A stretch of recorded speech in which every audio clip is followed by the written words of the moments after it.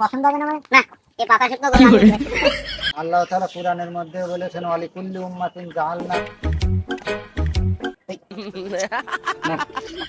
আমার বাড়ির সামনে এইভাবে একটা রাস্তা করতেছে, কি চলার মতন রাস্তা?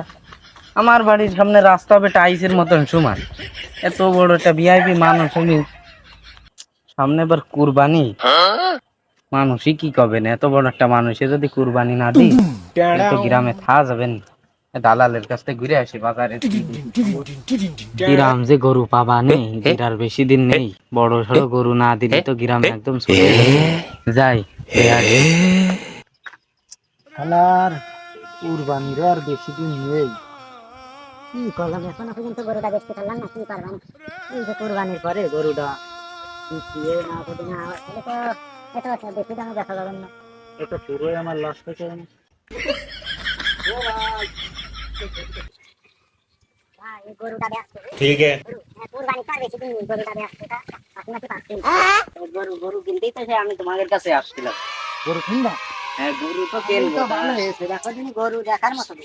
গরু দেখার মতন তো কথা, এর তো বাসায় কোনো গোশ নেই। আর কি কথা, কুরবানি দিয়া তুমি এক নম্বর গরু উপযুক্ত।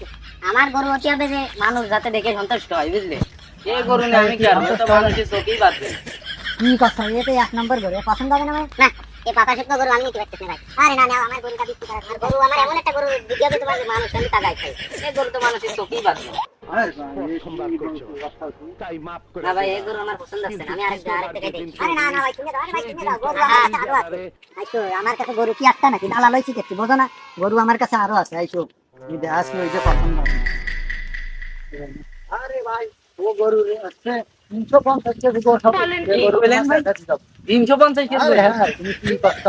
আর আমি কম না, আমার তো লাগবে এরকম গরু। ওই রাম গরু তো চলো আমার কাছে তুমি আছে। তুমি সেই এইসব গরু বাদ দিয়ে তুমি বাসা শুল্ক গরু দেখাচ্ছ, আরে যার ভাই কোনো গোশ নেই।